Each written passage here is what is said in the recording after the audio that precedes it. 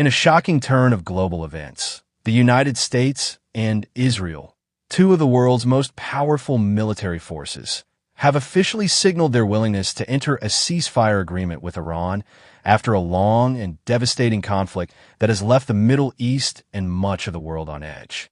This historic moment comes after months of heavy fighting, missile exchanges, drone strikes, cyber attacks, and significant casualties on all sides. What began as a regional escalation quickly turned into a full-scale war that overwhelmed even the most prepared defense systems. Reports from international observers and classified leaks suggest that Iran not only held its ground, but successfully neutralized several key U.S. and Israeli military operations. Iran's strategic use of underground missile bases, regional alliances with militias, and cyber warfare stunned even the most seasoned military analysts. U.S. and Israeli forces suffered heavy losses in targeted strikes on bases in the Gulf, the Red Sea, and within Israeli territory. Despite air superiority and advanced weaponry, both nations struggled to overcome Iran's decentralized warfare model and deep regional influence. After back-to-back failed offensives, with rising civilian casualties, economic collapse, and growing political pressure at home, both Washington and Tel Aviv have now initiated diplomatic back-channels with Tehran, signaling a willingness to enter a ceasefire agreement, possibly under the supervision of the United Nations and neutral states like Qatar, Switzerland, or Turkey.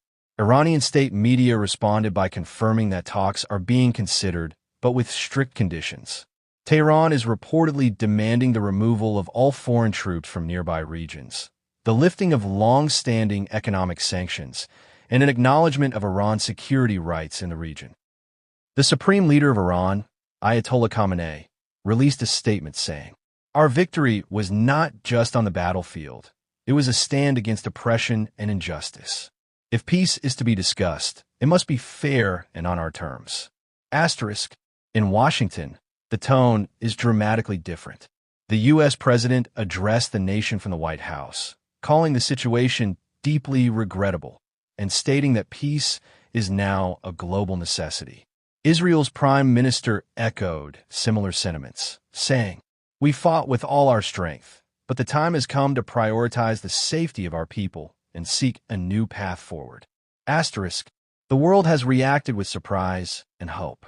Global oil prices dropped slightly for the first time in weeks, and the UN has announced a special emergency session to help facilitate peace talks. But while diplomacy may be in motion, the scars of war remain deep. Cities have been destroyed, thousands of lives have been lost, and decades-old alliances have been shaken. This moment marks a major shift in the global power dynamic. A war that was once unthinkable is now ending, not with total victory, but with reluctant negotiation. Whether this ceasefire becomes permanent peace or just a pause in a longer conflict remains to be seen. Stay tuned for more updates on this historic development.